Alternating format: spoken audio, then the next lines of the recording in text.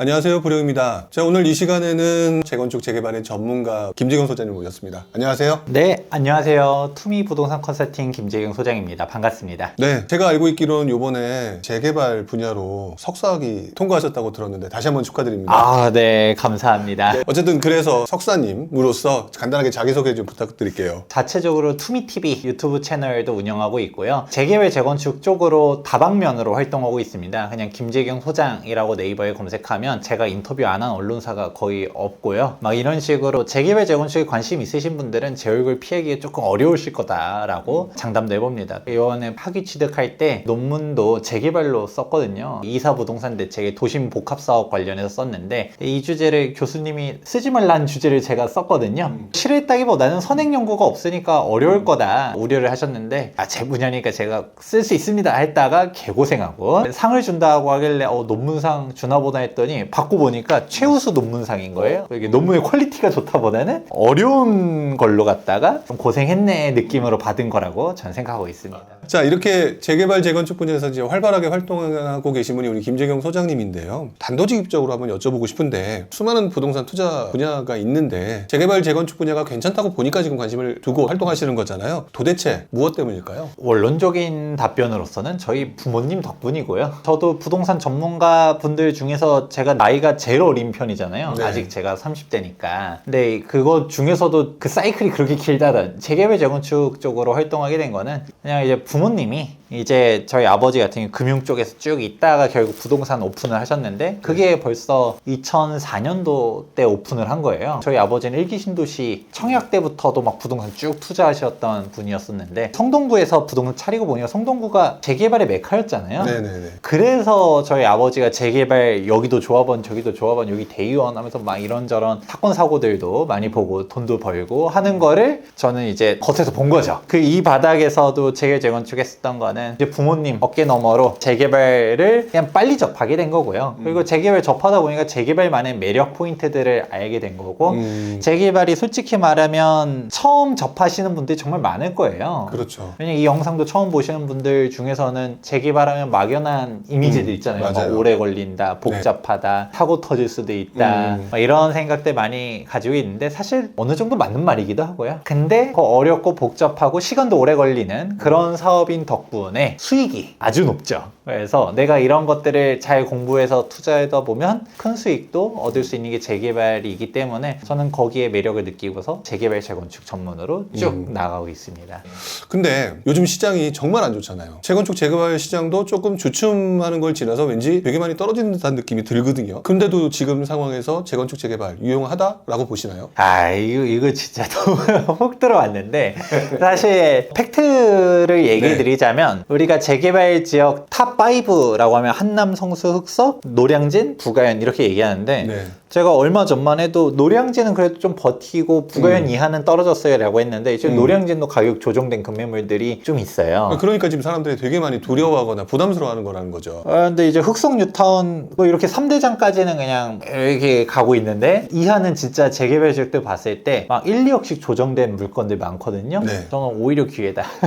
오히려 예전에는 들어가고 싶어도 못 들어갔었던 상급지 재개발 지역들을 갈 수 있는 기회들이 왔다라고 보고요. 근데 사실 여기서도 나중에 후술 하겠지만 재개발 재건축 투자는 그냥 싸졌으니까 그냥 가요 라고 말하기는 조금 어려워요. 왜냐하면 부룡님도 잘 아시겠지만 이전 장을 한번 생각해 볼게요. 진짜 폭락장이 왔었을 때 일단 지금은 저는 폭락장이라고는 보진 않아요. 뭐 조정장 정도 그러고서 이제 제가 보는 뷰에 따르면 결국 이러다가 또 올라갈 거라고 보고 있지만 또 뭐 틀릴 수도 있는 거잖아요. 제가 폭락장이 왔다고 가정해 버릴게요. 그러면 이전 장에 뭐 서브프라임 모기 사태 터지고 쫙 떨어질 때 재개발 재건축이 아파트보다 덜 떨어졌나요? 더 떨어졌나요? 더 많이 떨어졌죠. 그쵸. 이게 팩트예요. 더 많이 떨어져요. 그러면 사람들이 또 물어볼 수 있겠죠. 야, 김재경 선생님 뭐 지금이 뭐가 타이밍이야.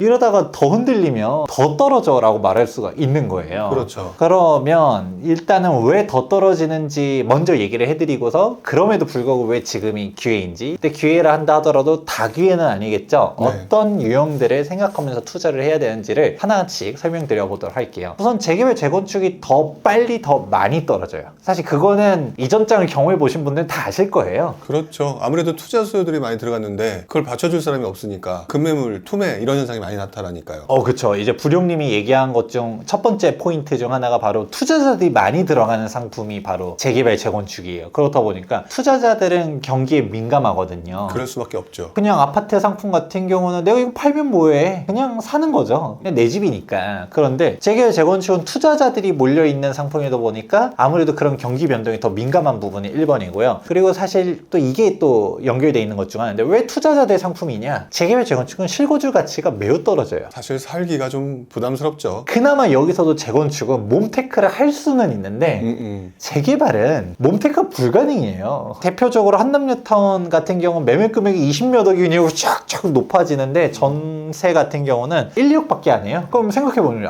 그 한남동에는 뭔 전세가 1, 2억이라고 말하면 그 많은 이유가 있다. 진짜 차폭도 좁고 소방차도 못 들어서고 저도 한남뉴타운에 밤에는 임장을 못 가요. 무서워서.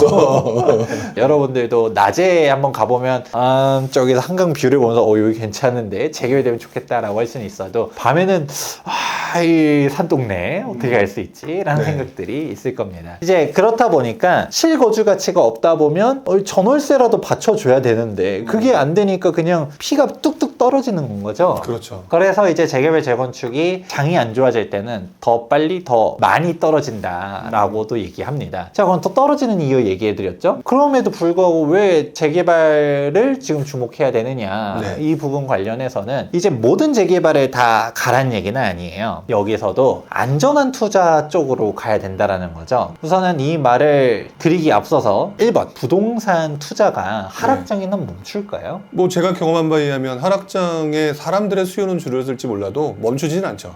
그렇죠. 예를 들어서 단적으로 사람들이 막 금리니 뭐니 경기가 어쩌고 막 이렇게 얘기를 해도 내가 현금 가지고 있는 사람들 어디론가는 계속 투자를 하려고 해요. 그렇죠. 대표적으로 이전 하락장 때 그동안 안 올라갔었던 뭐 수익형 부동산들은 그때 올라갔었고요. 그리고 지방의 장이 그때 올라갔었잖아요. 그런 거 생각해보면 돈은 어디론가는 움직여요. 자, 그렇다 보니까 지금 역시도 현금 가지고 있는 사람들이 어떻게든 투자하려고 하는 사람들은 존재한다를 일단 전제 조건을 깔고서 보시면 좋을 것 같은데, 그런데 투자를 하려고 해도 다 떨어진다 생각하면 못 살 거 아니에요. 그렇죠. 못 사죠. 더군다나 여기서 재개발 재건축은 더 빨리 더 많이 떨어진다며.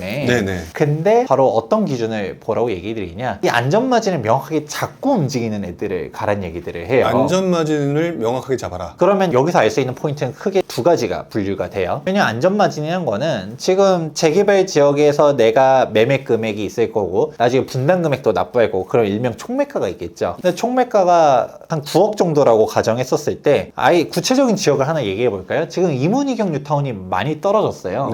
이문이경 뉴타운 같은 경우는 지금 시세가 예전에는 25평이요. 이문 1구역 기준으로 25평이 7억대까지 가다가 지금 6억 초반까지도 쫙 투자 금액 기준으로 쭉 빠진 거예요. 한 1억 정도 떨어졌네요. 그렇죠. 1억에서 1억 5천 빠진 거죠. 그런데 여기는 입주할 때 분담금을 3억 정도를 납부해야 돼요. 그러면 총매가가 대략 9억인 거죠. 그런데 지금 동대문구 신축 아파트 시세들이 25평 가격 요즘 좀 조정받았다 해도 그래도 12억 13억은 돼요. 그리고 청량리 쪽에 스카이 L65부터 시작해서 초고층 이제 주성복합 3대장들이 내년에 줄줄이 입주할 예정이거든요.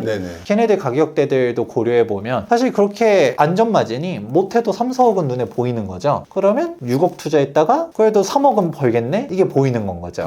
그러면 확실하게 돈을 벌 수 있는 데들을 가는 게 중요하다라는 걸 얘기해 드리는 거고요. 그건 두 번째 포인트는 뭐냐, 이 안전마진이라는 거는 결국은 부동산 가격이 하락한다라고 해도 이 폭에서 완충되는 거예요. 그러면 신축 아파트가 아예 떨어져도 얼마까지 떨어지겠어라고 생각했었을 때 그 가격, 지금 현재 총매가 그 폭 안에서 움직이는 건데, 재개발 지역들 피도 좀 빠졌거든요. 오히려 주변 신축 아파트도 빠졌다지만 얘도 빠져서 안전마진들은 잘 유지하고 있어요. 오히려 더 늘어난 지역들 많고 무엇보다 투자 금액이 낮아졌다 보니까 수익률은 더 높아졌거든요.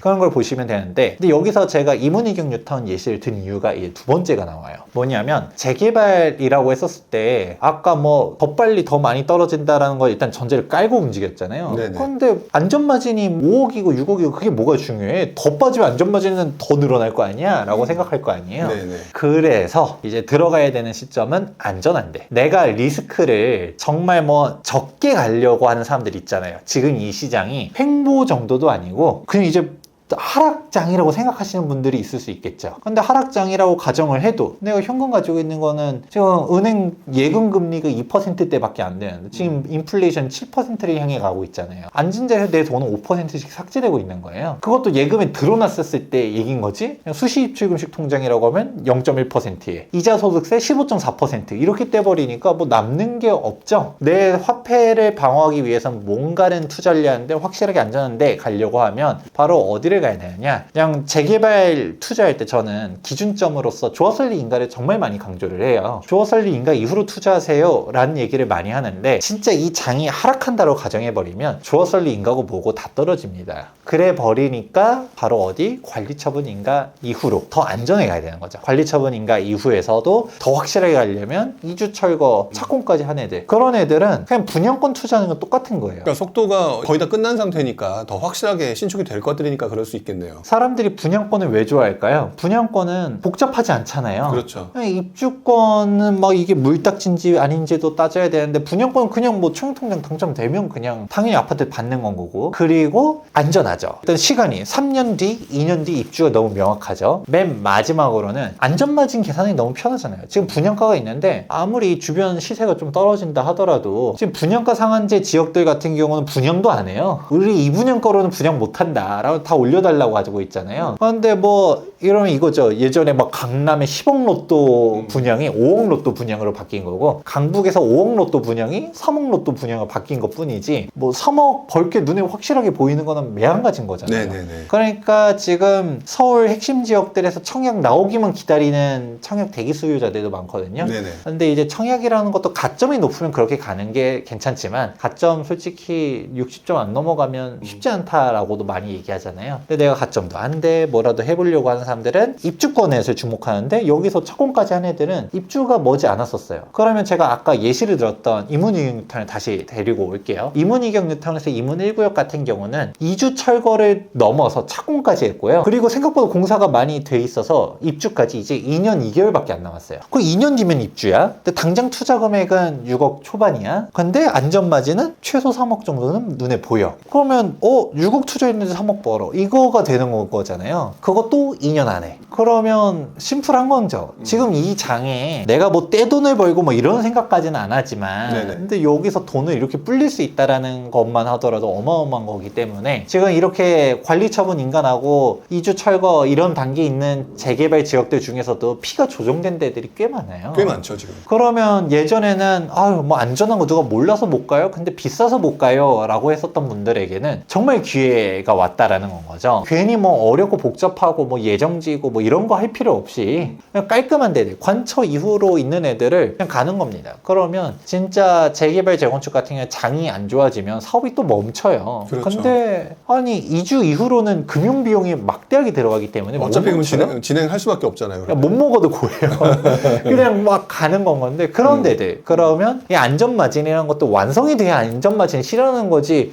나는 6년 뒤에 입주할 줄 알았는데 얘가 갑자기 막 산으로 가가지고 10년 뒤에 입주해. 이거 기간도 분명 고려해야 되거든요. 그래 버리는 것도 피할 수 있는 확실한 지역들이 가격들이 조정됐으니까 이게 정말 지금 재개발 투자로서는 기회다.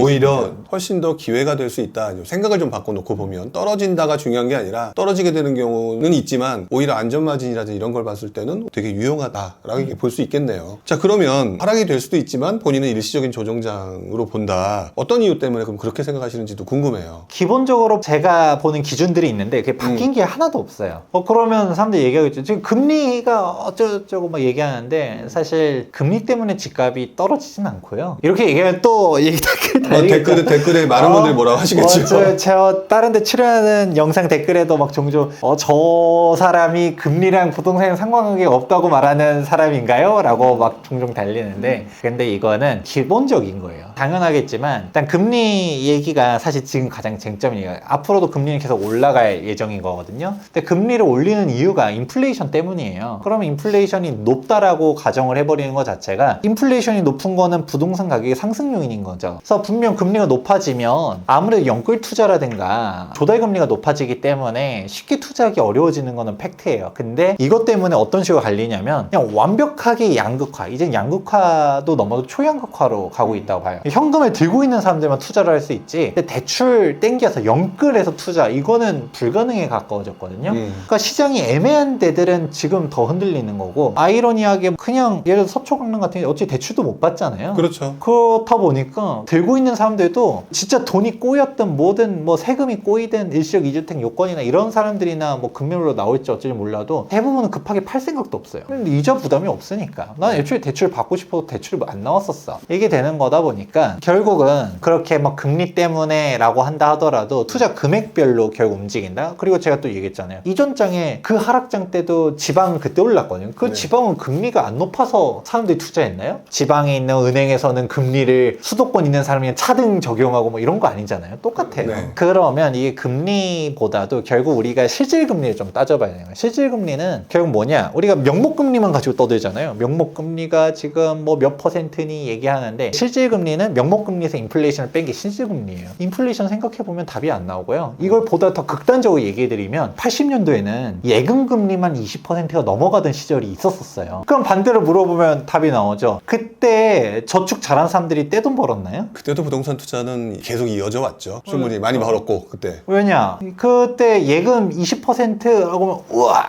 라고 생각하는데, 그때 당시 물가 상승률 생각해보고 그때 당시 경제 성장률 생각해보고 그래도 내가 예금보다 다른 자산 상승률을 생각해보면 사실 저축해서 돈 버는 사람은 어느 때나 없었었어요. 왜냐면 은행이 바보가 아니잖아요. 그거를 예금금리 그 줄 때는 나는 대출금리를 더 높게 받을 수 있으니까 예대마진, 지금 은행이 역대 사상 최대의 실적들을 벌리고 있는데 그럼 그 돈을 빌려서 하는 사람들이 또 있는 건 거고. 네네. 이전 장 또 생각해보면 노무현 전 참여정권 때 기준금리 가장 낮았을 때가 3.25%에서 가장 높았을 때는 5%까지 올라갔었는데 그건 대출금리 8%였었던 거죠. 지금 보면 사채 같다라고도 생각하는데 그 금리 땡겨서라도 투자하는 사람들, 즉 수익 실현이 더 크다 생각하면 결국 가는 건 거예요. 즉 이 말은 뭐냐, 금리 때문에 떨어진다 올라간다 라고 얘기하면 틀렸고요. 그리고 오히려 통계는 봐야죠. 경제학적인 거는 다 떠나서도 통계를 봤을 때 금리가 올라가던 시기에 부동산 가격도 올라가던 그런 통계가 나와요. 이게 적어도 이론은 모르겠다, 죽은 경제학 가지고 떠든다 라고 말한다 하더라도 통계는 봐야죠. 그런데 지금 이거는 뭐예요? 라고 하면 뭐가 꺾였냐? 심리가 박살났어요. 이제 한국은행에서 나오는 통계 자료 보면 주택가격 전망, 이제 CSI 있는데 이게 100보다 미만이면 부정응답이 더 많은 거예요. 지금 쫙 꺾이고 있거든요. 일반 대중들이 부동산은 더 안 올라가 라는 시각이 팽배했다 보니까 지금 부동산을 못 받쳐주는 건 거고, 그래서 이제 실질적으로 보게 되는 거는 이제 심리가 위축된 거고, 그 심리가 위축되게 된 원인 중 하나가 금리일 수 있는데, 금리가 올라가면 무조건 집값 떨어진다, 금리가 내려가면 무조건 집값 올라간다, 이런 상관관계는 막상 찾아보면 없어요. 그거를 조금 이해하실 필요가 있고요. 그러면 이제 지금 현황 왜 떨어지는지를 얘기했잖아요. 결국 네. 심리 때문이다. 제가 예전에 다른 데서 6월 1일 전후로 올라간다 라고 영상 찍은 적도 있어요. 그것도 결국 뭐냐면 지금 거래량이 박살나서 표본이라고 말하기 좀 애매한 거래량들이 있잖아요. 네네. 진짜 급매물들. 그러면 이게 결국은 심리가 전환돼야 되는데 6월 1일에 이제 지방선거를 기점으로 해서 좀 각종 공약들 나오고, 그럼 매도자들이 물건 걷어들이고 매수자들이 사고, 그러면 이제 좀 반등되지 않을까라고 본 거였는데 이번 지방선거 너무 맹탕이었죠. 아, 대선 끝난 지가 언제인데 너무 그걸 길게 끌다가 지방선거 이렇게 짧게 유세한 건 처음 본 것 같은데, 공약이라고 해도 뭐 특별한 공약들도 없었었죠. 뭐 어영부영 지방선거도 넘어가다 보니까 그냥 이렇게 온 거죠. 그러면 결국 이 심리의 문제라고는 했지만 다른 지표들은 바뀐 게 없어요. 뭐냐, 지금 인플레이션이 미친 듯이 올라가고 있죠. 그리고 공급량은 바닥을 치고 있어요. 계속 떨어지고 있어요. 특히 서울의 신축 아파트 풍기 영상들이 계속적으로 나타나고 있고요. 그리고 뭐 인구가 감소해요 라고 해도 지금 수도권 밀집은 더 심해지거든요. 그렇죠. 이렇게 인구가 소멸되면 소멸될수록 어중간한 데들은 인프라가 무너지기 때문에 인프라가 갖춰져 있는 서울 수도권, 광역시 이렇게 몰릴 수밖에 없다고 보고 있어요. 그런 추세들이 이제 바뀌지 않는 이상 가는 거예요. 그래서 실질적으로 진짜 이 부동산 경기가 무너지려고 하면 그냥 제2의 IMF나 뭐 금융위기나 이런 게 와야 되는데 그게 온다라고 생각하는 분들에게는 할 말은 없어요. 그렇게 진짜 경기가 박살날 정도로 돼야 떨어진다는 얘기인데 그러면 주식이니 뭐 코인이니 살아남을 수 없죠. 원화를 가지고 있는 것도 답이 아니죠. 다 달러로 옮겨야죠. 그런 식인 건데 나는 대안을 준비해 놓으면서 비판을 하는 건가? 라는 생각도 있죠. 그러니까 보통은 그렇게 시스템적인 위기가 온다라고 생각하지 않으면 결국은 이 장에서 가장 현명한 방식은 실물자산, 결국 부동산 이렇게 가기 때문에 오히려 금매들 나올 때 잡는 것도 저는 방법이라고 생각을 해요. 그리고 이 장이 저는 분기점은 내년 6월 1일이라고 보고 있거든요. 내년 상반기에는 어느 정도 결판이 날 거예요. 일단 첫 번째 양도세 중과 유예가 2023년도 5월 9일까지예요. 그러면 다주택자들 중에서 어쩔 수 없이 파는 사람들 있잖아요. 이때 팔아야 세금적으로 뭐 이득이 있으니까 그런 사람들이 나올 거고 또 6월 1일이 이제 재산세, 종부세, 과세 기준일인데 지금 정부가 다주택자 종부세 중과를 아예 폐지시키겠다라고 발표는 했지만 민주당에서 계속 막고 있죠. 지금 최근에 일시적 2주택 막 이런 것들은 통과되긴 했지만 과연 종부세 중과가 완벽하게 없어질 수 있을까는 조금 의구심이 있긴 해요. 어영부영 하다가 그럼 다주택자 분들도 팔아야겠다. 그러면 어떻게 팔 거면 양도세 중과도 물리기 전에 팔아야겠다라고 하는 사람들이 나오겠죠. 그러면 아마 금매물이 제일 피크를 찍는 거는 내년 초, 그것도 한 2월, 3월 정도가 절정이라고 생각을 해요. 왜냐? 지금 심리도 안 좋으니까 사는 사람들이 많지 않을 거죠. 그러면 왜 2월, 3월이냐? 5월까지 잔금을 치려면 못해도 2달 전, 3달 전에는 계약을 해야 돼요. 그러니까 그때까지 팔려는 사람들은 그때 거의 다 팔 수 있고요. 그때도 안 판 사람들은 이제 6월 1일 이후로는 매물이 그냥 싹 잠길 거라고 보고 있어요. 잠길 것이다. 그런 식으로 보면 뭐 잠기면 뭐해, 안 사면 끝인데 라고 하겠지만 지금 또 무서운 거가 월세 지수가 미친 듯이 올라가고 있거든요. 네네. 사람들이 매수를 안 하면 결국 전월세예요. 근데 전세는 조금 흔들리는 게 전세자금 대출 금리가 올라가다 보니까 그럼 월세로 갈까 해서 그런 건데 지금 월세가 장난 아니에요. 결국은 주거 안정성을 생각하면 이러다가 결국 집을 또 살 수밖에 없어지는 거거든요. 네네. 그런 거 저런 거 생각해보면 큰 틀에서 바뀐 게 없다. 결국은 심리만 지금 위축됐을 뿐인데 그 외에 공급이라든지 인플레이션이라든지 그런 여건이라든지 결국 집을 찾는 수요들은 분명 존재하는데 이거를 개선하는 방안들이 없다라는 건 거죠. 정부가 지금 주택 공급을 250만 호 공급 공약에서 270만 호까지도 늘렸는데 이게 언제 될까요? 글쎄요. 그렇기 때문에 저는 이게 떨어진다라고 보질 않아요. 그래서 결국에는 그거네요. 금리 인상에 대한 심리 위축이 크고 나머지 부분은 하나도 바뀐 게 없기 때문에 그쵸? 그게 바뀔 수도 있다. 뭐 그러니까 진짜 이게 떨어진다라고 하면 부룡님도 저희 투미TV 나와서 해주신 얘기 있었잖아요. 네네. 진짜 이게 지표상으로 보려면 미분양이 급등을 해야 되는데 이렇게 미분양 수치가 없는데 어떻게 봐야 되냐. 진짜 그러려면 이게 심리가 완전 더 꺾여서 미분양 폭증하고 할인 분양하고 이렇게 와야 되는 건데 사실 지금 그러기에는 어렵고요. 네. 왜냐면 지금 분양가 상한제 지역에 있는 재결 재건축 조합들은 이 분양가로도 분양 못한다라고 맨날 떠들고 있기 때문에 그런 상황 속에서 결국 쟁점 포인트를 잘 잡아야 되는 거예요. 심리 때문에 위축되는 시점들은 있었어요. 2017년도 8.2 대책 때도 있었었고 2018년도 9.13 대책 때도 있었었고 2019년도 12.16 대책 때도 그랬었고 항상 대책 직후로는 매수자들이 안 나타나니까 그때 팔아야 되는 사람들은 스텝이 꼬인 거죠. 어떻게든 나는 이 시점 안에 팔아야 되는데 사는 사람이 없으니까 급매물이 막 1, 2억 싸게 막 3억 싸게 내던지는 매물들이 나올 수밖에 없는 거예요. 저는 그래서 다른 요건들이 바뀐 게 없는데 심리가 위축되면서 수요가 일단 얼어붙었고 그래도 어쩔 수 없이 팔아야 되는 사람들이 그렇게 팔게 되는 지금 그거인 거지. 실질적으로 매물이 뭐 지방이나 뭐 수도권에서 아예 많은 데들도 있다라고 네네. 하지만 서울에서도 괜찮은 입지들은 급매물 그 몇몇 개가 소화를 시키는 게 쟁점인 거지 전반적인 매물이 많지도 않습니다. 이거를 듣고 아니다 그렇게 생각하냐라고 하시는 분들도 있겠지만 각자 잘 판단해 보시고서 누구 말이 조금 어느 정도 합리성이 있어 보이는지 판단하시는 도움 됐으면 좋겠습니다. 그러니까 투자자는 원래 여러 전문가 의견을 듣고 난 다음에 선택하는 거니까요. 그러면 이제 제가 궁금한 게 그렇게 떨어지는 곳이 지금 나타나고 있잖아요. 지금 현재 조정장에서 요거는 진짜 내가 생각해 볼 때는 기회인 것 같다. 이런 곳들이 분명히 있으실 것 같은데 어느 지역이 지금 가장 유망해 보이세요? 그러면? 확실하게 안전한 데들은 차공까지 한 애들 보면 좋을 것 같은데 그 중에서도 입지 대비 가격 대비했을 때 1번이 그때 전문이격 뉴타운 얘기해드렸었던 거고요. 네네. 그러고서 노량진도 조금 조정이 됐어요. 근데 노량진이나 뭐 이런 지역들 같은 경우는 구역이 정말 많아요. 8구역까지 있다 보니까 단계별로 또 다르죠. 관리처분 인가까지 난 지역들 뭐 6구역이라는 2구역이랑 8구역이라든가 이런 데들도 있겠지만 아직도 먼 지역들도 있어요. 그래서 저처럼 이제 이거는 시청자분들이 판단하실 내용이지만 일시적인 조정장, 그래서 결국 다시 반등한다라고 보면 주어설리 인가한 지 얼마 안 된 데들, 주어설리 인가한 지 얼마 안 됐다라고 하기도 벌써 이제 몇 년 차지만 노량진 예를 들어서 대장이 1구역, 3구역 이런 데들도 가격이 좀 조정됐어요. 그런 네. 데들을 가는 것도 길게는 대장이니까 그렇게 가도 좋지만 이게 장이 더 떨어질 것 같아 라고 하시는 분들은 아직도 완공까지 멀리 남아있는 애들은 더 조정되는 거죠. 그러니까 확실하게 입주가 머지않은 애들, 신축업화가 될 애들 관처 이후로 보는 게 좀 좋을 것 같고요. 근데 지금 조금 상급지에서, 왜냐면 노량진에서 대장 구역은 그렇게 관처는 아니거든요.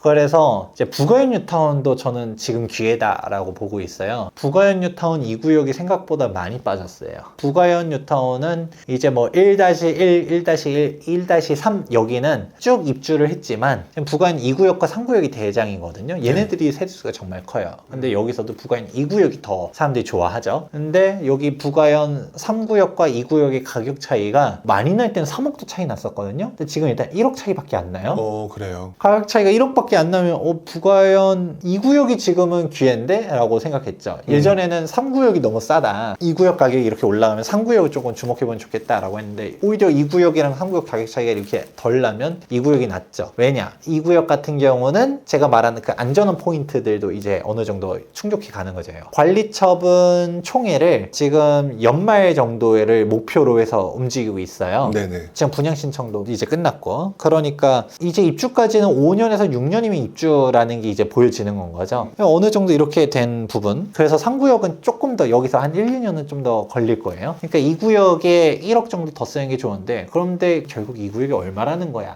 라는 것도 나올 텐데, 부가연 2구역이 진짜 비쌀 때는 투자 금액 기준으로 한 13억 정도도 필요했었어요. 지금 쫙 빠져서 한 10억대로 들어가는 급매물이 나오더니 지금 9억대로 들어가는 급매물도 많지는 않지만 뭐 종종 출연합니다. 그러면 야 9억이면 괜찮은데 하면서 막 왜냐 바로 맞은편이 마포잖아요. 마포 레미안 푸르지오, 거기 마푸자, 이가 요즘은 대장이죠. 마포 프레스티지자이 막 이런 식으로 마포 대장 신축 아파트 시세가 지금 얼만데 20억이 훌쩍 넘어가는데, 그런 거 생각해보면 부가연 되게 괜찮다. 뭐 이런 식으로 가격대들이 쭉 있어요. 뭐 제일 극단적으로는 상기 뉴타운도 제일 잘 나갈 때는 투자 금액만 5억이 넘게 필요하던 때가 있었었는데 지금은 조정이 되더니 막 4억 초반, 그것도 진짜 뭐 싼 급매물 같은 경우는 3억 후반대 매물도 출연합니다. 이제는 어렵게 볼 게 아니라 우리가 뭐 예전에 주어설리 인간은 재개발 투자하고 싶어도 너무 비싸서 딱 어느 정도의 시드가 있어야 되잖아요. 근데 네네.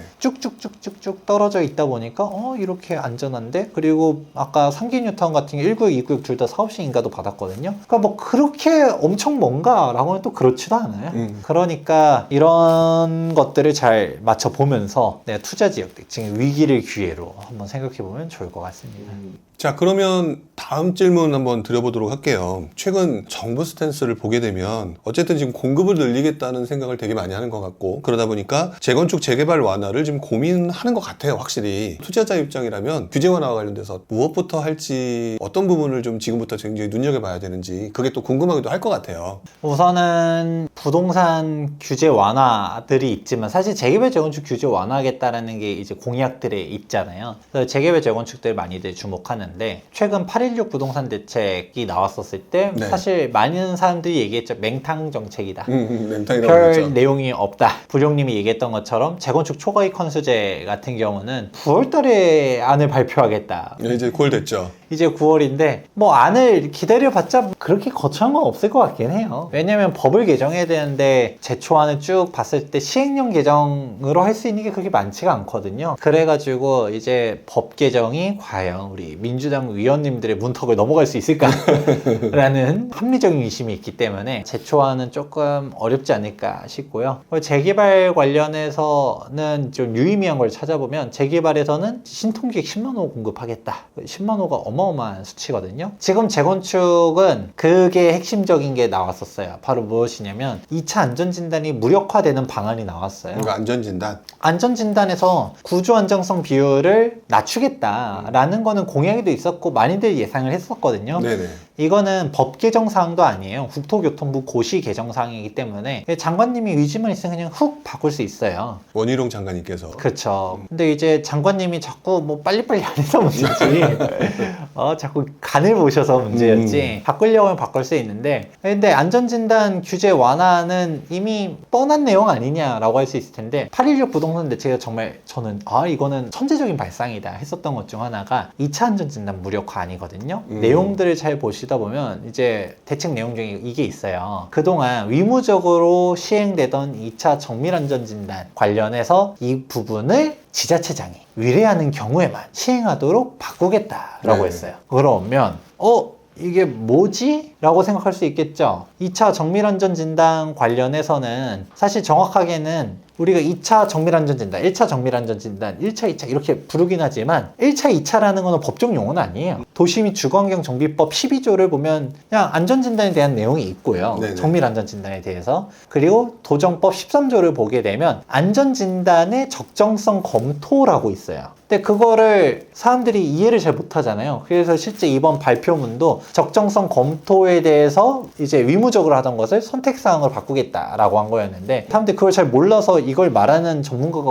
없더라고요. 저는 딱 보니까 알았죠. 이게 2차 안전진단을 무효화시키겠다는 얘기인 거구나 라고 했었고, 그러면 실제로 도정법 13조를 보게 되면 이런 안전진단에 대한 적정성 검토를 의무적으로 하라고 되어 있지 않아요. 선택사항으로 되어 있어요. 할 수 있다라고 되어 있어요. 근데 이게 하위 이제 안들 보다 보면 사실상 의무적으로 할 수밖에 없는 그 규정들이 있어요. 그걸 바꾸겠다는 건데 핵심은 그것도 역시 국토부 고시 사항입니다. 그럼 결국 국토교통부 장관이 알아서 할 수 있다. 그렇죠. 국토교통부 장관이 이 고시에 대한 내용만 조금 바꾸면 2차 정밀안전진단이 의무사항이 아니라 그냥 지자체장이 하라고 할 때만 할 수 있도록 바꿀 수 있다라는 거죠. 그러면 이제 국회 통과니 뭐니 그런 거 생각 안 해도 돼요. 그리고 또 중요한 게 예를 들어서 부룡님이 양천구청장이에요. 아니면 뭐 서울시장이에요. 여기서 말하는 지자체장을 누구로 할지는 모르겠지만 네네. 예를 들어 구청장이다 라고 해버리면 부룡님이 딱 이제 목동에서 2차 정밀안전진단을 받아야 되나 안 받아야 되나 선택을 해야 돼요. 저는 다음번 구청장 출마를 위해서 과감히 포기하겠습니다. 정답이죠.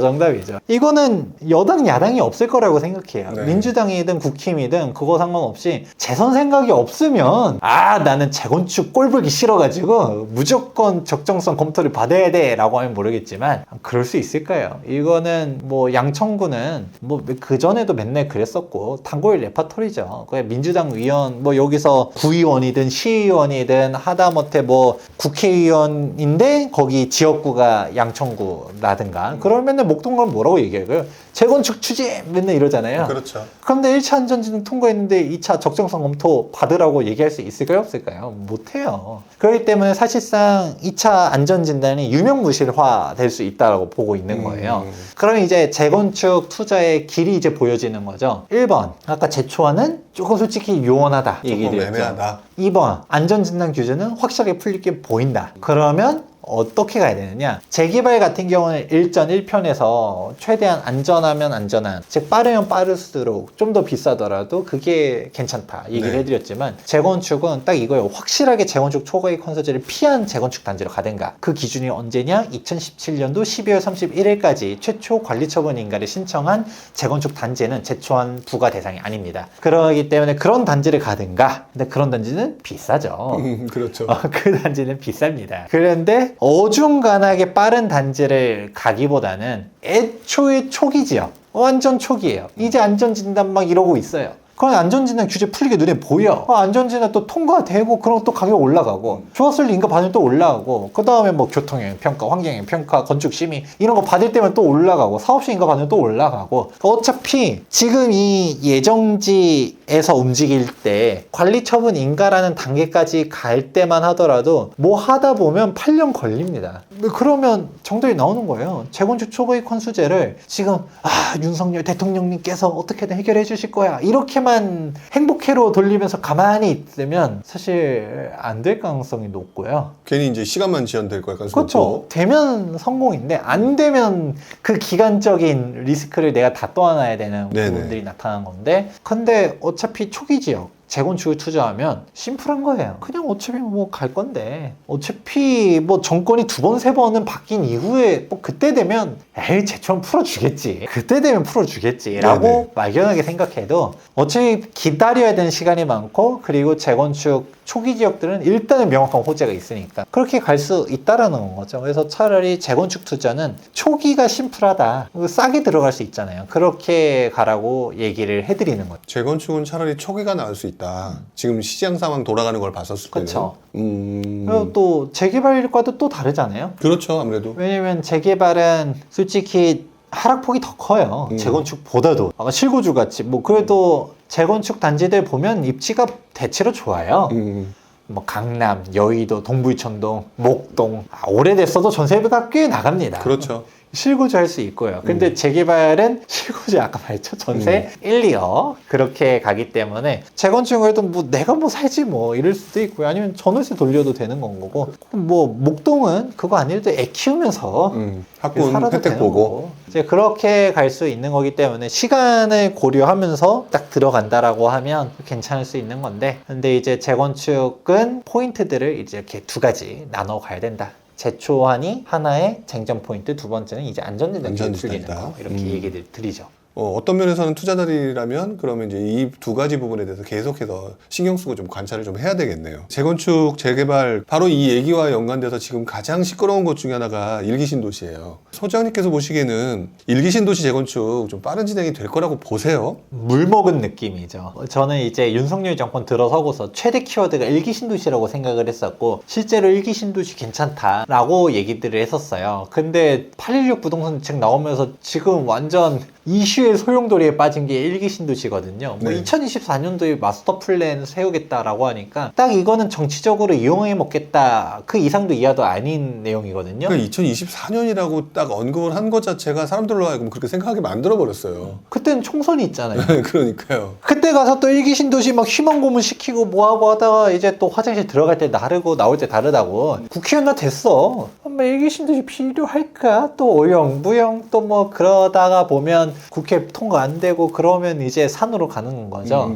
그래 버리면 이제 답이 안 나오잖아요. 그래서 저는 일기 신도시를, 이 카드를 잘 쓰려고 하면 잘 쓸 수 있는데 왜 이렇게 할까 관련해서는 조금 이런 말을 해도 되는지 안 되는지 모르겠지만 간해본다라고 생각을 해요. 원희룡 장관님의 실제 머릿속은 어떤지 모르겠지만 제가 봤을 때는, 또 장관님 엄청 똑똑하신 분이잖아요. 과연 이거 모를까요? 알면서 하는 거라고 생각해요. 그냥 대책할 수 있는, 국민들이 원하는 것들을 할 것처럼 말은 열심히 하고 실제 조금씩 풀어주는데 진짜 결정적인 거는 내가 풀어버리면 이 시장 상황이 이것 때문에 또 올라간다는 얘기를 또 들기는 싫은 거죠. 이게 장관님 입장에서는 뭐 올라가는 것도 옳은 정책이 아니고 떨어지는 것도 옳은 정책도 아니에요. 그냥 잘 이렇게 가고, 좀 더 좋은 상황은 급락도 아니면서 천천히 이제 횡착륙하는 거를 목표로 보는 거죠. 그러니까 여기서 시장을 자극하는 것들을 하기가 싫은 건데, 그러니까 약간 이것도 그거죠. 안 하겠다가 아니라 할 건데 마스터 플랜은 2024년도 할 말들은 있겠죠. 그래도 이게 수립을 하면 어쩌고저쩌고 얘기하는데, 저는 이 수립 관련해서도 하고 싶은 말이, 실제 3기 신도시도 그 수립 그 2년씩 수립하지 않아요. 물론 저도 도시계획 기사 자격증도 있고 그게 뭐 간단하다라고 얘기하는 건 아닌데, 일기 신도시는 또 그렇게 계획 수립에 대해서 크게 건들 수 있는 것도 많지 않아요. 왜냐면 이미 용도들이 다 정해져 있기 때문에 방향성, 국제 공모하고 이럴 것도 아니잖아요. 근데 솔직히 빨리 하려면 빨리 할 수도 있겠지만, 뭐 수립이 진짜 뭐 그냥 단순한 주택 공급이 아니라 뭐 크게 일기 신도시의 완전 재생, 확장 이런 거를 위해서 잘 수립하겠다라는 걸 말리지는 않겠는데, 근데 이 이슈를 제가 정치적으로 잘 활용할 수 있다는 얘기를 앞서서 해드렸는데, 우리 장관님이 조금 간을 보다가 이렇게 가는 것 같다 얘기를 해드렸잖아요. 정말 똑똑했으면 저는 일단 질러야 된다라고 봐요. 저 이거를 잘 이용하면 저는 일기신도시 특별법은 그동안 공론화된 것들도 많았었고 통과될 가능성이 높다라고 네. 봤는데 지금 산으로 가게 생겼으니까 지금 일기신도시 가격대들이 대선 이후로 오히려 올랐거든요. 다른 경기도권들은 박살날 동안 일기신도시는 오히려 올랐었어요. 근데 지금 그 희망이 확 꺾이면서 착 다시 떨어지는 거잖아요. 그러니까 참 안담한 건데 근데 일기신도시는 그건 이제 두 가지로 봐야 돼요. 일기신도시가 지금 이렇게 일단 된 상황이에요. 가격이 꺾였어요. 그러면 우선 이제 본질에 충실하자. 그러니까 1번. 본질에 충실하자라는 거는 어떤 의미냐? 일기신도시는 항상 두 가지 비판이 있었습니다. 첫 번째는 안전진단에 대한 비판이었었어요. 왜냐면 90년대 지어진 일기신도시 어떻게 되겠냐? 80년대 지어진 뭐 목동이라든지 상계동, 중계동에 얘네들 다 떨어지는데 야 90년대 지어진 애들 네가 안전진단 어떻게 해? 리모델링 가는 이유가 뭐예요? D등급이 안 되니까 리모델링 갔던 거잖아요. 안전진단에 대한 부분들이 항상 쟁점이었는데 일단 이거는 해결이 된 거죠. 이거 제가 얘기 드렸잖아요. 2차 안전진단 적정성 검토를 선택사항으로 만들어버리면 제가 앞서서 얘기 드렸잖아요. 2차 정밀안전진단 적정성 검토를 지자체장의 선택사항으로 하게 되면 이게 실행이 될까요? 안 될까요? 못하겠죠. 못하겠죠. 그러면 D등급은 쉽게 나와요. D등급 자체에 대한 요건도 구조 안정성 비중을 하향시키게 되면 더 쉽게 나오겠죠. 네. 그러면 이제 안전진단은 더 이상 쟁점이 아니에요. 90년대 지어진 일기신도시가 분당이 일산이 이거 얘기할 필요가 없이 그냥 안전진단은 주민들이 원하는 일단은 이제 통과될 수가 있다. 그 이제 두 번째 문제점이 뭐였나요? 일기신도시들은 고질적인 문제점, 사업성 쟁점들이 항상 나오죠. 용적률이 대부분 200% 전후로 있어요. 그러니까 사업성이 안 나온다가 항상 그 비판이었잖아요. 그랬는데 그럼 이제 본질에 충실하라는 얘기는 이겁니다. 바로 재건축을 투자를 했을 때 대표적인 게 이제 분당이죠. 차라리 분당을 주목해라. 오히려 분당 가격이 떨어졌으면 분당은 원래 입지도 좋고 판교, 강남 가격이 워낙 좋잖아요. 그렇죠. 그리고 학군들도 너무 훌륭하고 살기도 좋고 분당은 그냥 부촌이에요. 그래서 분당이 가격이 조정돼서 땡큐 하면서 그냥 가고 그리고 사업성 얘기들이 나오잖아요. 이 사업성도 분당 보다 보면 대지지분도 괜찮고 용적률도 괜찮은 지역들이 있어요. 그런 단지들은 사업성이 나온다 하더라도 안전진단 쟁점도 항상 있었는데 안전진단 통과되면 가는 거죠. 왜냐면 우리가 목동 여기서 뭐 용적률 더 주세요 이런 거 가지고 싸우나요? 아니에요. 용적률이니 사업성 워낙 좋아요. 안전진단만 통과시켜주면 그냥 갈 곳들이에요. 그것처럼 분당에서도 사업성 좋은 데들은 그냥 갈 수 있고요. 근데 좀 더 보게 되면 우리가 사업성이라는 거에 너무 매몰될 필요도 없는 게 이 재건축 같은 경우는 결국은 이거예요. 내가 공사비를 부담한다 하더라도 완공됐을 때 신축 아파트 가격이 그만한 가치가 있다라고 하면 가는 거예요. 대표적으로 1:1 재건축의 대명사가 동부이천동의 레미안 첼리투스죠.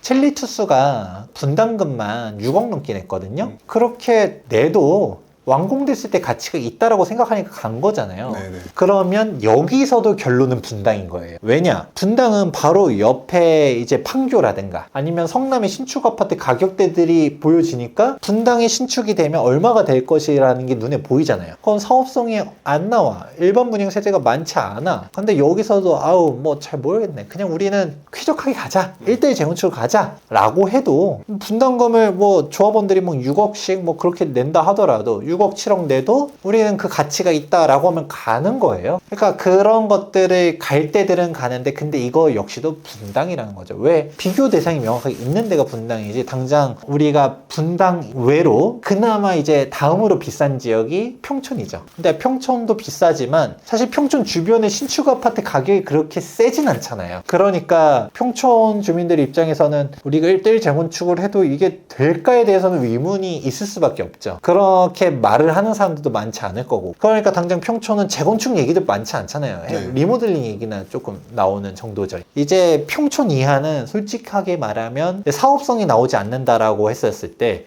이 재건축 일기신도시 특별법, 용적률 인센티브 이런 게 받쳐주지 않으면 가기가 좀 어렵다라고 봐요. 그러니까 이제 재건축 투자도 본질적으로 FM적으로 가게 되면 사업성이 좋든가 아니면 1:1 재건축을 한다 하더라도 그만큼의 미래 가치가 확실하게 보이는 지역 주민들이 그 신축에 대한 선호도 그 지역에 대한 열망 이런 게 많은 데인데 그러면 그게 딱 일기신도시에서는 분당이잖아요. 근데 분당도 조정이 됐대 급매물이 나왔대 라고 하면 급매물이 솔직히 그렇게 많지도 않아요. 제가 분당 최근에 한번 확인해 보니까 분당 주민들 왜 니들끼리 떠들어 라고 또 얘기를 해요. 우리는 살만해. 왜 니들끼리 분당에 살지도 않는 것들이 왜 맨날 그러냐라고 하는데 네네. 근데 분당 투자자들 입장에서는 이제 김 빠져서 던지는 매물들 아니면 분당 내에서도 시점에 따라서 결국 팔아야 되는데 조금 대책 나오고 팔까 하다가 실망 매물 이런 것들이 오히려 위기의 기회로. 분당은 그냥 살아도 좋은 동네잖아요. 꼭 재건축이 아니라도 좋은 지역이에요. 그러니까 잘 그렇게 가볼까? 그리고 좀 이래저래 길게 볼 거면 차라리 역세권. 일기 신도시 특별법이 만약에 통과된다라고 하면 저도 그런 공부들을 했지만 도시계획 기사 자격증도 있고 근데 이런 설계를 할 때 그런 수용 용량, 도시 인프라 이런 것들을 고려했을 때 꼭 저를 떠나서 많은 이제 도시계획 전문가분들이랑 얘기해 보면 용적률 500%를 일률적으로 절대 못해요. 그렇죠. 그 도시 기능이 마비되기 때문에 그러면 어떻게 할까요? 역세권 중심적으로 할 가능성이 매우 높아요. 물론 오피셜은 아니죠. 뭐 오피셜은 지금 할지 안 할지도 모르잖아요. 그러니까 그렇게 가면 이래저래 편하게 역세권에 사서 가지고 있다가 그냥 그러다 나중에 호재가 터지면 쭉 올라가고 이렇게 오히려 조정됐을 때 들어가고 거기 가고 오히려 어중간한 데를 가기보다는 싼 맛에 가려면 일산, 중동, 삼본 이런 데 가는 것도 괜찮죠. 지금 가격 좀 조정돼서 뭐 2, 3억으로 중동은 더 급매물 같은 1억대 중반으로도 이제 다시 갈 수 있어졌거든요. 원래 2억 이상은 다 필요했다가 네네. 그런 데들을 1억 중반에 샀다가 이래저래 또 지금 원희룡 장관이 뜨거 하고 있잖아요. 이렇게 격하게 반응할 줄 몰랐다가 뜨거 하니까 또 대통령께서도 야, 너 뭐 하는 거야? 빨리 추진해. 라고 얘기하잖아요. 그러고 뭐 오히려 구경하던 민주당 입장에서 이거 호재인가? 해가지고 비판하잖아요. 이렇게 김동연 경기도지사는 우리가 하겠다라고 하고 오히려 이슈를 민주당에서 선점할 수도 있는 건 거죠. 괜히 주객 전도돼서 민주당이 우리는 특별법을 추진하겠습니다 라고 해버리면 이슈가 뺏기는 거예요. 네, 맞아요. 그렇게 차라리 전 했으면 좋겠어요. 오히려 민주당이 프레임 싸움에서 먼저 잡는 거죠. 그래요. 왜냐면 누가 하던 일기 신도시 주민들 입장에서는 어떻게든 추진되는 게 쟁점이잖아요. 그러면 차라리 그렇게 가면서라도 가게 되는 게 난데 그런 이슈들이 이래저래 계속 공론화가 많이 되게 되면 뭐 진짜 가시적인 뭔가 정책이 나오기 시작했다. 그럼 반등이 분당만 반등은 아니에요. 그러면 5대 신도시도 다 같이 또 호재 타고 가거든요. 이슈 불고 그럼 그 다음에 팔고 이런 것도 꼭 완성까지 보는 게 아니라 그런 식으로 가지는 것도 방법이기 때문에 일기 신도시 투자는 이 두 가지로 나눌 수 있다. 라는 부분 참고해보면 좋을 것 같습니다. 그러니까 일기 신도시 관련된 부동산 얘기를 했는데 내용을 지금 제가 듣다 보니까 이 무슨 정치 관련된 평론을 하는 듯한 약간 그런 느낌까지. 오해하지 마세요. 그만큼 정치인들이 결정할 부분이 많다는 얘기겠죠. 왜냐면 결국 이건 정책에 따라 움직여지는 게 결국 일기 신도시다 보니까 정치 얘기를 별로 하고 싶진 않은데 안 할 수가 또 없는 게 일기 신도시긴 합니다. 그러면 지금 일기 신도시가 지금 굉장히 이슈화되고 이제 일기 신도시가 화가 났다, 뭐 열받았다 이런 얘기도 나오는데 소리 소문 없이 열받은 곳들이 더 있어요. 서울에서 50년 넘은 데들 이런 것들이 더 먼저 될 가능성은 없을까요? 당연히 먼저 되죠. 먼저 된다? 뭐 사실 압구정동은 대부분이 조합설립 인가가 받았고 동부이청동 같은 경우 이미 리모델링 조합이니 재건축 조합이니 많이들 설립이 됐고 여의도나 목동, 상계동, 중계동 뭐 이 정도 뭐 아니면 또 이제 개포동이나 뭐 이제 반포는 거의 끝나가면서 이제 잠원동 이게 막 이제 추진하는 데들 있잖아요. 여기서는 여기는 당연히 좋죠. 안 그래요? 이제 안전진단이 이제 더 이상 쟁점이 아닐 거라고 저는 보고 있어요. 안전이 통과되면 쫙쫙쫙 갈 거기 때문에 거기는 당연히 이제 가지는 거예요. 그러니까 당연히 좋은데 문제는 비싸죠. 비싸요. 내가 여의도 좋은 거 몰라서 안 간 게 아니에요. 그러니까 못 가는 것이 안 가는 게 아닙니다. 근데 오히려 이거예요. 40년, 50년, 뭐 40년까지 갈 필요 있네. 30년만 넘어가도 이제는 안전진단 가는 거예요. 그런데 일기 신도시가 이렇게 약간 쟁점이 산으로 가다 보면 오히려 서울에 있는 지역들이 더 뜰 거라고 봐요. 오히려 그 이슈가 되면 될수록 일단은 당연하겠지만 여의도, 동부이천동, 압구정, 개포동 이런 데 걱정할 필요는 없어요. 우리가 그냥 비싸고 그냥 알아서 잘 갈 겁니다. 그리고 뭐 목동 이런 데도 사업성이 워낙 좋기 때문에 이거 규제만 풀리면 그냥 쫙쫙 가요. 거의 인센티브 안 줘도 돼요. 워낙 사업성이 좋기 때문에. 그런데 이제 애매했었던 데들이 어디냐? 목동 이하. 예를 들어서 성산시형 이런 데들도 성산시형. 정말 괜찮죠. 상계동, 중계동, 아니면 창동, 뭐 이렇게 뭐 30년 넘어갔는데 입지가 뭐 나쁘단 건 아닌데 가격대가 천장은 목동에서 막혀 있고 바닥에 이 분당이랑도 비교되고 얘네들이 좀 포지션이 애매해요. 전 괜찮다고 보는데 왜냐면 목동이 일단 뚫려야 가격대를 전 치고 올라가진다고 봐요. 네.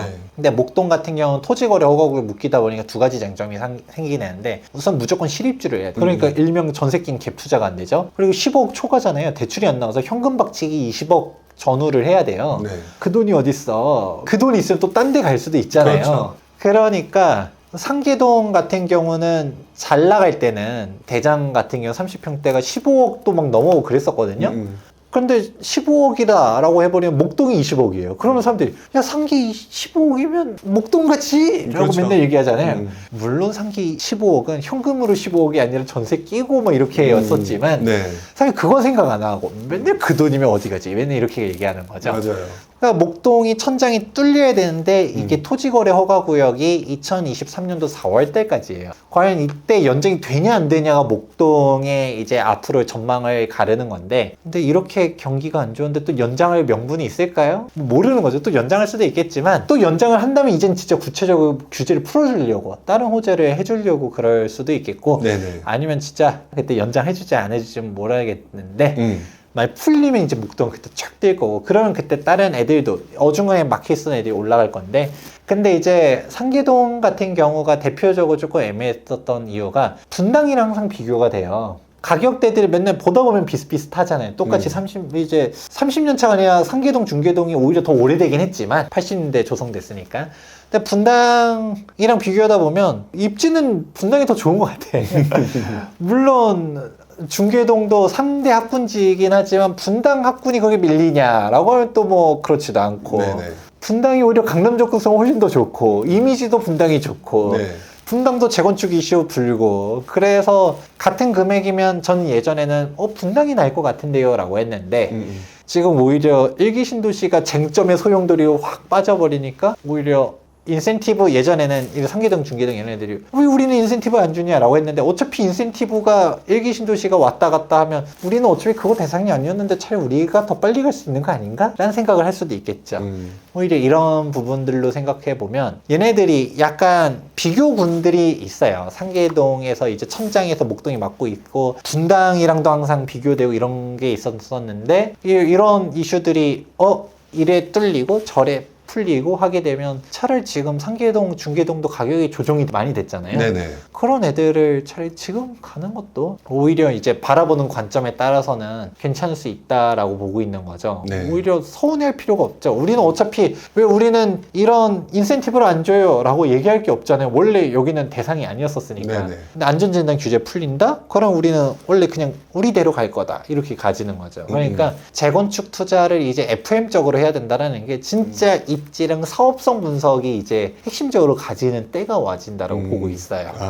그냥 정책에 기대서 가는 거는 사실 너무 리스크가 있다라는 거죠. 오히려 정책에 휩쓸렸던 것들로 인해서 본질에 충실한 동네가 다 이렇게 또 눈에 확 들어올 수 있는 그런 상황이 또 올 수도 있겠네요, 진짜. 네. 최근 재개발 관련돼서 얼마 전에 그 정부가 발표가 나왔죠. 공공재개발. 공공재개발이 흐지부지 되는 듯 하다가 다시 또 살아난 것 같기도 하고. 근데 어쨌든 많은 사람들이 헷갈려하는 것 같아요. 이 공공은 뭐고 민간은 뭐냐. 도대체 여기마다 주의해야 될 점이나 신경 써야 될 점은 뭐냐. 네. 이런 부분들에 대해서도 되게 재건축 재개발 너무 어렵다 이렇게 생각하시겠지만 네. 그래도 조금 간단하게 소개시켜 주신다면. 이제 하나씩 정리해 드릴게요. 우선은 아까 뭐 공공재개발 산으로 가는 것 같더니 또 지정됐다라고 표현해 주셨잖아요. 네. 그런 생각 가지고 계신 분들이 되게 많을 거예요. 되게 많이 하고 있어요. 네.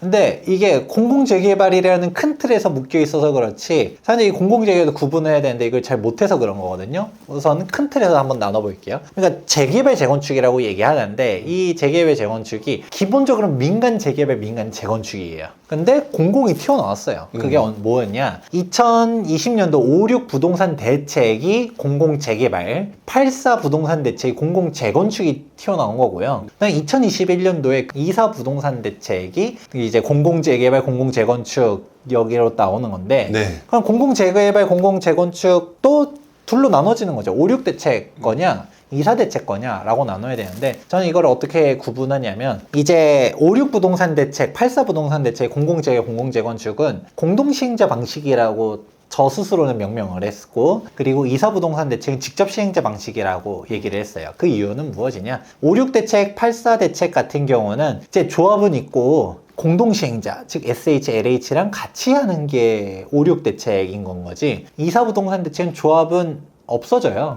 조합은 해산되고 그냥 LH랑 SH가 혼자 쭉 해나가는 게 이게 2사 대책인 거죠. 그런 부분들에 대한 차이점이 있는데, 근데 또 2사 부동산 대책에서 공공재개발 중에 가장 대표적인 게 도심 공공주택 복합사업입니다. 근데 도심 공공주택 복합사업 같은 경우는 한 가지 쟁점사항이 있죠. 가장 유명한 게 현금청산 문제. 아, 현금청산 문제? 2사 대책 나오고서 맨날 시끄러웠었잖아요. 맨 처음에 2월 4일 이후로 신규 취득한 사람들 다 현금 청산 시켜버리겠다 라고 하다가 하도 말들이 많으니까 선의의 피해자가 어쩌고 하니까, 그러니까 국회 본회의 의결일까지 등기친 사람은 보존해 주도록 하겠다. 그게 언제였냐? 2021년도 6월 29일. 이렇게 돼버리니까 그 이후로 또 똑같은 거예요. 지금 맨 마지막으로 도심복합사업 지정한 게 8차 지정이 2022년도 1월 달에 지정했거든요. 그러면 그 사이에 또 몇 달 동안 샀는데 8차 지정 후보지에 들어갔어. 그럼 또 그 사람 청산자잖아요. 이런 문제점들이 많은 게 2사 대책인 거예요. 그래서 여러분들이 일단 구별해야 되는 거가, 공공재개발 그거 사면 청산이라던데 그거 이제 안 하는 거 아니야? 라고 생각하는 게 아니라 구별해야 된다. 그래서 실제로 2사 대책은 그냥 신청하는 사람도 없어요. 그냥 그냥 국토부에서 봤더니 여기 여기 지정, 저기 지정, 주민들은 생각도 안 했는데 지정해가지고 막 현금 청산 당하고 이런 게 2사 대책인데, 5, 6 대책 같은 경우는 주민 공람을 해요. 주민들이 신청해가지고 우리 지정해주세요 해가지고 뽑힌 데들이 되는 거거든요. 네네. 주민들이 원해서 지정된 거죠. 그러니까 애초에 온도 차이가 확 다르다라는 거를 이해하시면 좋을 것 같아요. 네. 제가 이거를 워낙 여기저기에서 문제점들 많이 얘기했었는데, 이번에 816 대책에서 약간 보완점들도 많이 나오긴 했더라고요. 그런 식으로 가지는 거를 일단 구별을 해야 된다는 거죠. 그러니까 여러분들은 일단 공공재개발에서도 일단 둘로 나뉜다. 이게 1번. 그리고 현금청산 논란은 공공재개발 중에서도 2사 대책, 여기서 대표적인 게 도심 공공주택 복합사업이다 까지만 이해하시면 나머지는 심플해요. 그럼 똑같이 공공재개발에도 5, 6 대책은 내가 지금 샀다고 해서 현금청산 당하는 거는 아니다. 당연하겠지만 민간재개발도 지금 사도 또 청산 아니에요 라고 말하시는 분들이 많은데, 그거 아니다 라는 식으로 큰 틀로 일단 나눠보면 좋을 것 같습니다.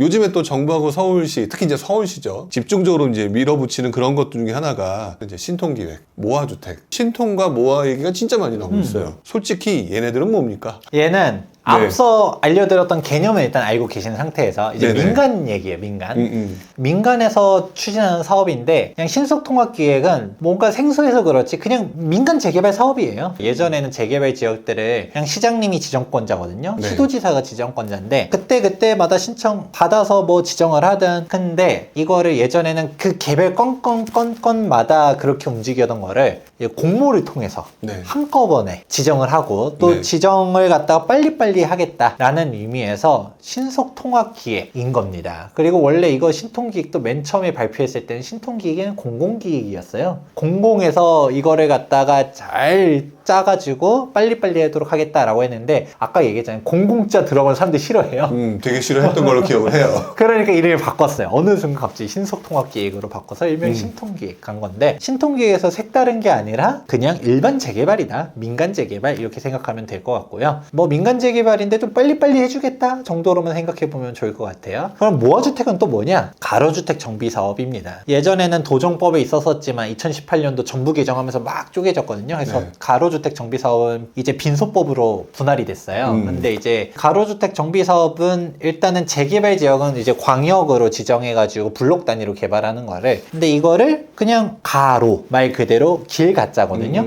그냥 조그만한 소블록 단위로만 진행하는 게 가로주택이에요. 근데 이 가로주택 하면 떠오르는 이미지가 있겠죠. 나홀로 아파트 양산이다. 그렇죠, 그렇죠. 그리고 길을 그대로 유지한다라고 하면 재개발 지역이 안 좋은 게 뭐예요? 길이 험난하고 주거 환경이 열악하고 소방차가 못 들어가고 이런 건데 그런 환경이 그대로 유지되니까 안 좋고 또 건설사랑 협상을 하려고 했을 때도 규모가 조그마니까 네. 아무래도 조합의 발언권이 약하죠. 그렇겠죠. 협상력이 떨어지다 보니까 이거를 어떻게 할까 해서 묶어서 가자. 그래서 가로주택 정비사업을 모아서 가는 게 모아주택인 거예요. 그러니까 가로주택 정비 사업을 모아서 큰 단지처럼 보이게 만드는 거네요. 쉽게 말하면. 그렇죠. 그렇게 가는 게 모아주택이고 이거는 어떻게 따지면 민간에서는 이미 추진하고 있었던 거예요. 왜냐하면 정비사업들을 하도 지정들을 안 해줄 때 네. 그럼 우리가 가로주택을 이렇게 우리끼리 블록을 형성해서 가볼까? 라고 했었던 거였는데 이거가 민간에선 나름 활로를 찾으려고 가던 거를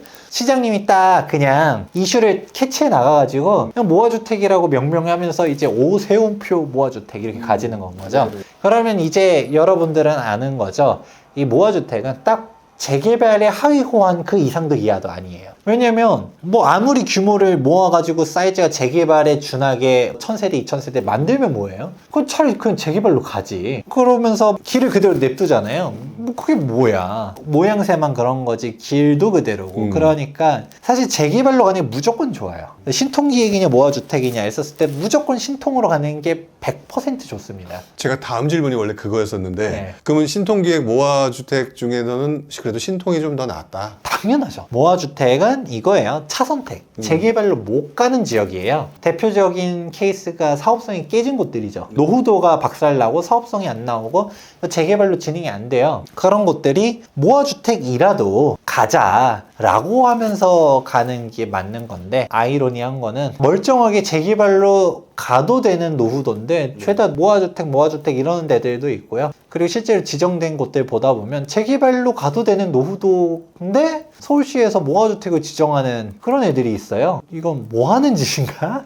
만약에 우리 소장님께서 신통기획에 투자를 한다라고 했을 때 신경 써야 될 부분, 주의해야 될 부분 뭐 이런 부분이 뭐가 있을까요? 일단 1번 저는 신통기획에 투자 안 할 겁니다. 개인적으로는?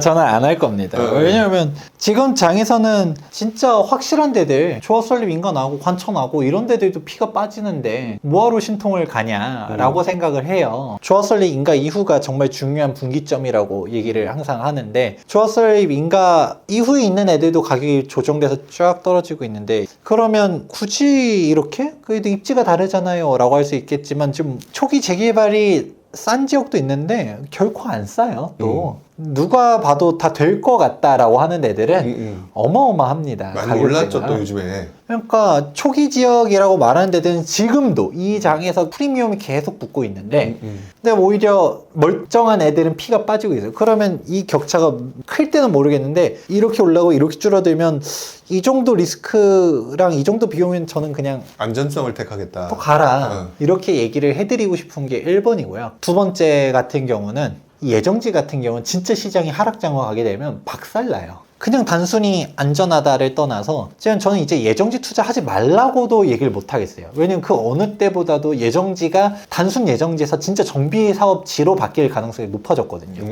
신통기획 계속 공모하죠. 공공재개도 공모하죠. 모아주택도 공모하죠. 816 부동산 대책에서 뭐 신통기획 10만 원을 공급하겠대요. 그러면 뉴타운으로 따지면 거의 9개 뉴타운 사이즈. 일반적인 재개발 구역이라고 하면 뭐 50개에서 100개 정도를 지정하겠다는 얘기거든요. 어지간하게 노후도 되면 진짜 추진만 되면 신통기획으로 다 될 수 있는 거예요. 근데 문제는 이제 그거죠. 지금 이런 것 때문에 지금도 이런 장에서도 재개발 예정지들은 계속 올라가고 있어요. 진짜 장이 꺾이면 아까 멀쩡한 재개발도 꺾인다. 조합설립인가 이후라고 했지만 산으로 갈 수 있다. 그래서 진짜 나는 리스크를 피하고 싶으면 관리처분인가 이후로 더 안전하게 하려면 2주 철거 단계, 아예 착공까지 한 단계 이런 데들을 얘기했는데 근데 극초기는 어떻게 될까요? 그냥 이제 예정지가 아니라 그냥 빌라예요. 그냥 오래된 빌라로 끝나는 거예요. 정비구역이 지정됐다 하더라도 이제는 가시적으로 나온 거가 이제 일몰제가 나왔어요. 정비구역 일몰제가 있다 보니 예전에는 10년, 20년 끌면서도 조합설립 인가 받고 이런 애들도 있었었지만 지금 이제 지정된 애들은 이제 몇 년 안에 추진위원회 설립 안 하면 안 되고 몇 년 안에 조합설립 인가 이게 안 되면 안 되는 그런 규정들이 나타나거든요. 네. 그러면 이래저래 뭐 하다가 산으로 가다가 이제 해제되면 그냥 노후화된 빌라예요. 가치가 있을까요? 저는 없다라고 보거든요. 그러면 바람 불고 가는 거예요. 예정지는 바람은 부는 게 맞아요. 그러면 이거죠. 내가 정말 재개발 공부를 잘해서 이런 거 저런 거 다 알고서 또 투자하든가, 리스크에 대한 인지 다 하고서 할 거야. 아니면 일단은 방향성은 이게 맞다는 얘기했잖아요. 지금 네. 예정지가 방향성인 건 맞아요. 바람이 불고 있거든요. 그럼 바람 불 때 탔다가 빠져나올 자신이 있어. 꺾이기 전에 난 치고 빠질 거야. 이런 사람들이면 또 들어가도 말리진 못하겠는데 수익은 지금 확실하게 많이 보고 있으니까. 근데 이게 초보자가 할 수 있는 영역이냐라고 하면 아닌 거거든요. 말 그대로 어떻게 따니 테마주잖아요. 일단 저는 그래서 추천은 안 한다 얘기를 해드립니다. 이렇게만 얘기하면 또 싫죠. 예정지 갈 거야 라고 하면 그래도 간다면 그래도 FM 쪽으로 최근에 이제 지정되는 애들의 공통점들을 보다 보면 그래도 팁 하나 알려드리자면 모아주택도 그렇고요. 이번 2차 공공재개발도 그렇고 이제 앞으로 지정될 신속통합기획도 마찬가지겠죠. 그냥 지원자만 생뚱맞게 지정되는 애들은 거의 없어요. 어디 뭐 모아주택 선도지역이든 만약 신속통합기획이든 공공재개발이든 도시목합 사업이든 막상 보면 이래저래 몰려 있어요. 주거환경 개선시키는 게 목적이잖아요. 그렇죠. 개 하나만 1000세대, 2000세대 지으면 효과가 있을까요? 광역으로 해야 진짜 인프라가 갖춰지고 도로도 제대로 깔고 공공시설도 넣고 공원도 넣고 이렇게 해야 된다고 보지만 좀 후퇴했죠. 왜냐면 지정된 곳들 인근의 노후도가 맞는 곳들을 가는 게 중요하고, 그리고 당연히 노후도 맞는 거를 떠나서도 동의율이 어느 정도 나오는지 그 추진 주체를 좀 잘 보세요. 거기에 그냥 사기만 하고 그냥 외지인들이 와가지고 설쳐되는 곳들이 있어요. 그러니까 진짜 정비업체도 정확하게 요건들을 갖춘 그런 데서 제대로 추진하고 걔네들 돈 투여해서 가는 곳인지, 아니면 그냥 뜨내기로 그냥 허우대만 좀 멀쩡하게 이렇게 해놓고서 그냥 가는 곳인지를 좀 구별해 나가는 것도 좋을 것 같고요. 근데 이것도 또 뭐라 말하긴 뭐한 게 그냥 아무것도 아닌 지역들도 올라가요 지금. 내가 그냥 단순히 치고 빠지기, 그냥 일단 올라가는 거가 목표는 모르겠는데 완성되는 게 목표를 하려면 그런 데로 가라. 그리고 두 번째, 가능하면 신통기행 얘기 나오는 대로만 가세요. 왜냐면 모아주택은 진짜 사자와 업자가 더 판을 쳐요. 시장이 더 혼탁해진 것 중 하나가 모아주택 때문이에요. 왜냐면 재개발 노후도 맞추는 거는 그래도 생각보다 까다롭거든요. 네. 그래서 재개발 노후도 맞춘 데는 그래도 어느 정도 보면 추려낼 수가 있어요.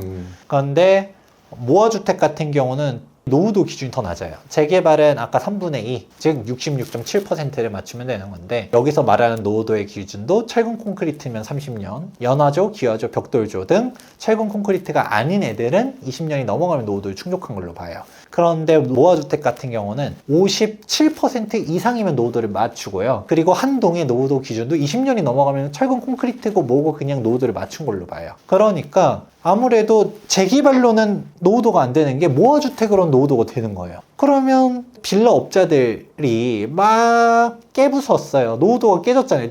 그 깨부순 사람들이 본인들인데 본인 깨부셔 놓고서 이제 재개발 얘기를 하면 제가 맨날 노후도 얘기를 많이 하니까 요즘은 그 빌라 하시는 분들도 이제 부동산 풀린시 뭐니 해서 노후도가 어쩌고저쩌고 이렇게 얘기를 합니다. 또 이제 사람들이 노후도가 되네 하는데 또 모아주택으로는 또 노후도가 더 낮으니까 모아주택을 열심히 얘기해요. 근데 이것도 하나 팁입니다. 요즘 업자들은 모아주택만 떠드는 거 아세요? 이제 신통기행 얘기 안 해요. 왜일까요? 하나의 비밀이 또 있습니다. 뭐냐면 노후도 기준도 노후도 기준이지만 바로 현금 청산 문제랑도 쟁점이 돼요.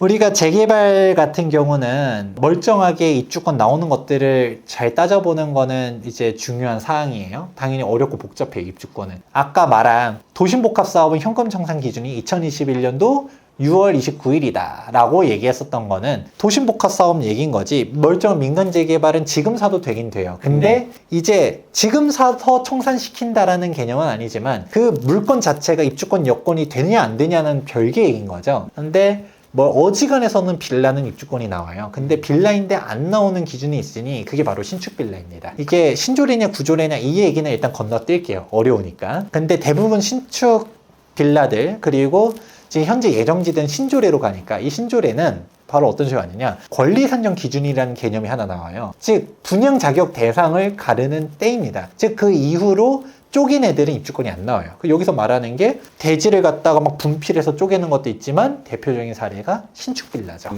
단독주택 허물고서 10세대 빌라를 지어요. 그러면 노후도 깨지죠. 뭐 사업성 떨어지고 이런 것들을 안 주겠다라는 건데, 그러면 왜 노후주택 얘기하다 이 얘기를 하느냐? 이게 쟁점 사항인 거가 하도 쪼개기가 늘어나고 하다 보니까 서울시에서 발표를 했어요.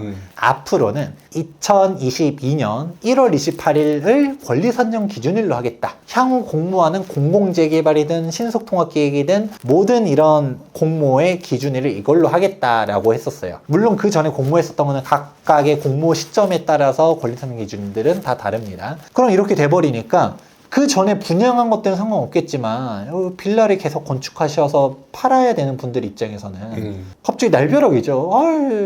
김재경 소장님 영상을 봤더니 이거 이제 2월달 준공이야. 이제 막 분양합니다 이러고 있어요. 이거 안 나오잖아요. 할 수 있잖아요. 이제 재개발 끼워 팔기를 하면 재개발 입주가 안 나오잖아요.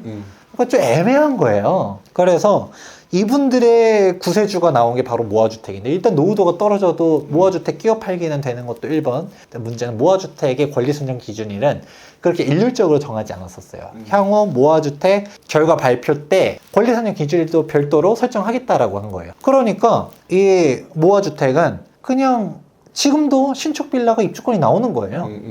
그러니까 이 빌라 업자들이 계속 이제 모아주택만 떠드는 이유가 있는 거예요. 모아주택으로 해도 노후도가 나오는 것도 있지만 모아주택이어야지만 입주권이 나오니까. 그러니까 내 걸 팔 수 있으니까. 그게 되게 웃긴 거예요. 그러니까 모아주택만 떠드는 사람들은 조심할 필요가 있다. 그 사람이 자기가 분양하는 빌라를 권하진 않는지를 한번 색안경 끼고 바라보시면 좋을 것 같고요. 그런 식으로 가다 보니까 이 모아주택 때문에 시장이 혼탁해지고 있는데, 근데 이제 모아주택을 간다라는 것 자체가 노후도가 떨어지고 사업성이 떨어진다는 얘기인 거잖아요. 그러니까 내가 신축 빌라를 분양받아도 그래도 모아주택 가면 입주권 나오는 거 아니야 라고 말할 수 있겠지만, 아까 사업성 떨어진 얘기 했잖아요. 그러면 멀쩡한 구축 빌라 들고 있는 주민들 입장에서는 쟤네들이 싫겠죠. 난 대지 지분이 8평, 10평인데 쟤네 5평짜리들이 막 나도 입주권 이러고 있으면 싫잖아요. 그 신축 빌라 몰려있는 애들을 재척시킬 수도 있는 거고요. 그런 부분들이 되게 되면 나는 안 나오는 거죠. 그런 리스크 분명 존재하고요. 또 그냥 모아주택도 노후도 기준이라는 건 분명 존재해요. 근데 신축 빌라 계속 지어지다 보면 모아주택 노후도도 안 맞을 수 있는 불상사가 나올 수도 있다라는 것도 있고, 또 중요한 거, 주민들 입장에서는 제가 얘기했죠. 신통력이 무조건 좋아요. 모아주택은 하위 호환이란 얘기 했잖아요. 네. 그러면 똑같은 지역인데 여기 지역 주민 내에서 싸워요. 지연되거나 또 뭐 제대로 진행이 안 되는 네. 상황이 계속 발생하겠죠. 근데 결국 얘기했죠. 어느 때보다도 예정지가 대세가 된 건 맞아요. 그래서 전 투자하지 말라라고도 못해요. 그래서 제가 해드리는 얘기는 각자 도생의 시대다. 하여튼 그래서 각자 도생도 좀 하면서 나름대로 여러분들이 이런 영상을 보시면서 볼 수 있는 눈 이런 것들을 만드시는 게 가장 좋지 않을까 이런 생각을 하게 되는 것 같아요. 자, 이렇게 해서 재개발, 재건축, 그다음에 뭐 각종 신통, 모아 되게 다양한 얘기를 해주셨는데요. 이번에 저희 카페에서 이런 내용들을 좀 더 자세하게 설명시켜주기 위해서 세미 정규 강의 하시게 됐는데요. 어떤 내용을 좀 주로 준비해 주셨어요? 이 시장 제대로 기준을 잡을 수 있는 내용을 한번 해달라라고 해가지고 준비했습니다. 그래서 재개발 재건축 투자를 하려고 했을 때 진짜 바이블이라고 할 수 있는 내용을 정리해 보았었어요. 그래서 한 3일 정도 진행하잖아요. 네네. 그래서 총 3시간씩 하면 이제 9시간 강의를 하게 되는 건데, 일단 현 시장, 그리고 오늘 영상이 어떻게 따지면 많은 부분들을 함축적으로 담긴 했었는데 그걸 보다 상세하게 진짜 우리가 어떤 식으로 가야 되는지, 어떤 투자가 안전한 건지, 그리고 안전마진 계산도 어떤 식으로 해야 되는 건지, 재개발에 대한 이제 절차 이런 것들도 정말 복잡하거든요. 용어들 한번 싹 풀어드리고, 맨 마지막에는 그래서 어딜 투자해야 되는 건지, 지금 정말 괜찮은 재개발 지역들이 있습니다. 안전하면서도 확실하게 수익 볼 수 있는 지역들. 그리고 또 요즘 대세기도 하니까 신통, 모아 어떤 식으로 기준 잡아서 가야 되는지 이런 것까지 설명드리도록 하겠습니다. 네, 상당히 많은 분들이 이제 궁금해하시거나 또 기대가 될 거라고 생각이 드니까 좀 잘 준비해 주셔가지고 많은 분들한테 도움될 수 있는 것들 좀 부탁드리겠습니다. 자, 이렇게 해서 굉장히 많은 얘기를 했는데 마지막으로 또 재개발 재건축 투자자들 하신 말씀 또 있으세요? 마지막으로 딱 한마디 한다면? 결국은 재개발, 재건축 투자의 핵심은 저는 라이프 사이클을 고려하라 라고 항상 강조드려요. 재개발, 재건축이 큰 투자 수익이 있는 거는 맞거든요. 근데 수익이 큰 이유가 있죠. 그만큼 오래 걸리니까요. 그러니까 우리가 초기로 가면 갈수록 좋은 입지에 소액으로 갈 수 있어지니까 그렇게 사람들이 초기 얘기하는 건데, 그런 사이클들, 그러니까 아는 만큼 보이고 아는 만큼 내가 이 리스크를 인지하고서 들어갈 수 있는 건데, 제일 핵심적인 거는 시간입니다.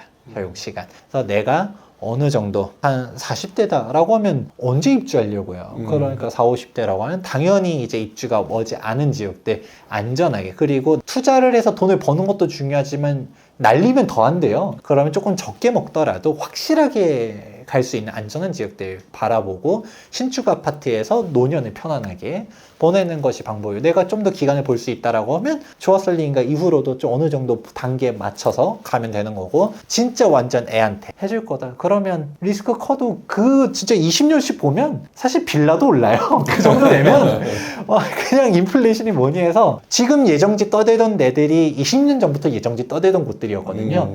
이전 장에서 하다가 맛이 갔던 곳들이 지금 움직이고 있는 것이에요. 네. 나중 가서 또 이게 때가 올 수도 있는 거고. 그렇죠. 오겠죠. 지금 맛이 간다 하더라도. 네. 그러니까 라이프 사이클 고려하면서 투자하는 건 거지, 무조건 안 된다, 무조건 된다, 이거는 절대 없습니다. 라이프 사이클, 이 말의 의미를 생각해 보시면 투자해 보시면 좋을 것 같습니다. 네, 여러분들한테 이렇게 재건축, 재개발 투자에 도움이 되는 그런 내용을 가지고 오늘 김재경 소장님이 나오셔서 굉장히 좋은 말씀 많이 해주셨습니다. 오늘 나와주셔서 감사드리고요. 다음에도 또 이렇게 또 모셔서 한번 이야기를 갖는 시간을 갖도록 하겠습니다. 오늘 나와주셔서 감사드립니다.